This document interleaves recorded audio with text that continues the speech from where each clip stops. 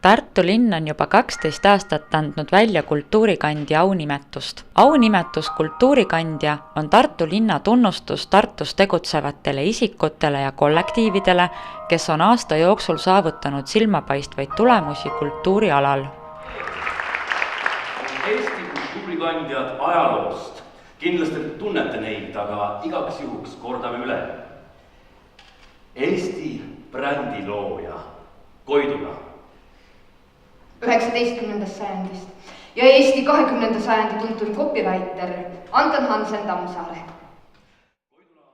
Ma arvan, et kultuurikandja on inimene, kellel on väga suur missioon. Ma arvan, et kultuurikandja on organisatsioon, kelle vaimsus ja sünergia on natuke teistsugune kui lihtsalt tavalisel organisatsioonil.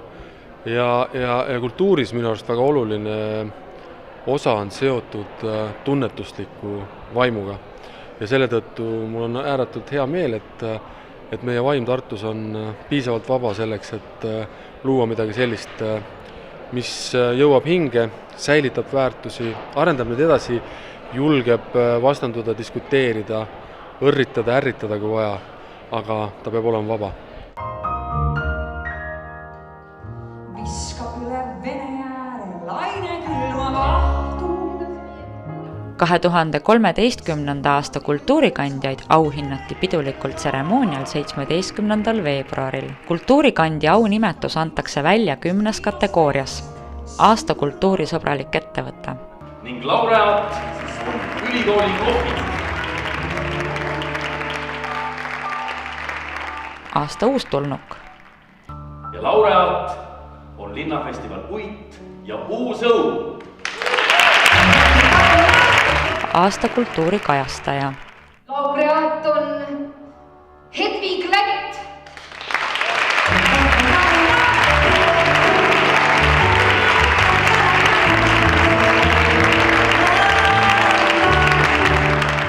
Aasta kultuurikorraldaja.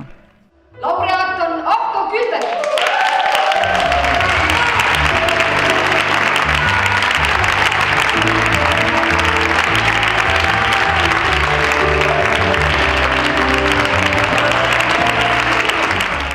Aasta noorkultuurikandja.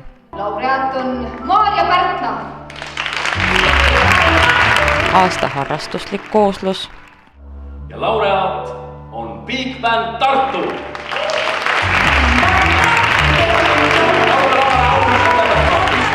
Aasta kutseline kooslus. Laureaat on Kursi koolkond.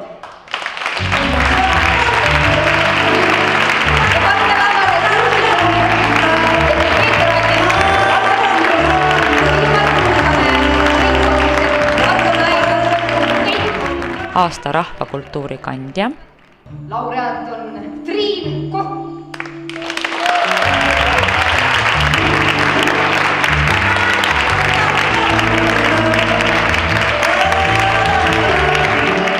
Aasta teose looja või esitaja.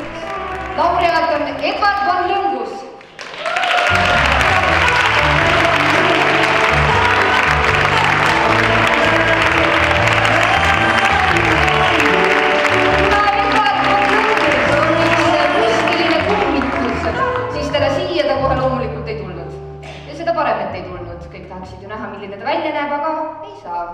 Stiilne puent. Aasta kultuurisündmus.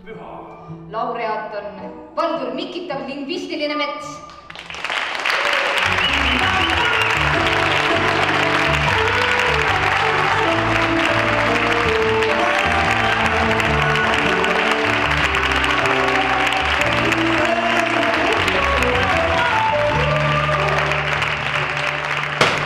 Aunimetuse saanud laureaatidele anti tseremoonial üle linnapea tänukiri, rahaline stipendium ning Peeter Alliku graafiline leht Tartu kultuurikandja. Laureaatidele tuli tunnustus ootamatult ning tegi palju rõõmu. No, tegelikult on keegi esitas mind ja keegi otsustas, mina tegelikult ei tea, mille eest, aga ma ise eks tõenäoliselt on see, et see Genialistide klubis on see programm on natuke teistsugune või tihedam kui varem vast. Et see, mida ma üritasin teha.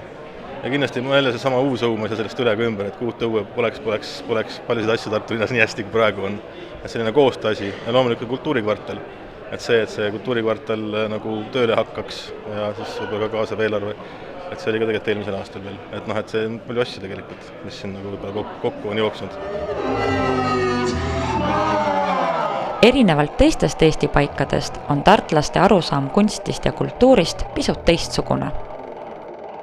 Mõtleme kas või tänaste nominentide ja auhinnatud persoonide peale.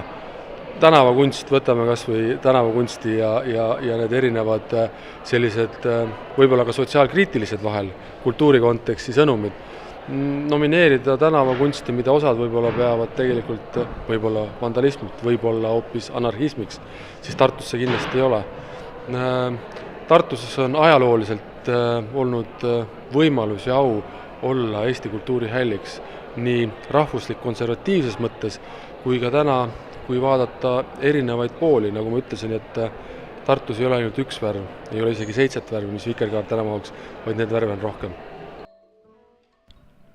Kultuurikandjate auhinnad tseremoonialt jääb kõlama mõte, et kuna gender käib Tartus harva, siis õnneks meil ikka neid kultuurikandjaid on ja tuleb järjest juurde.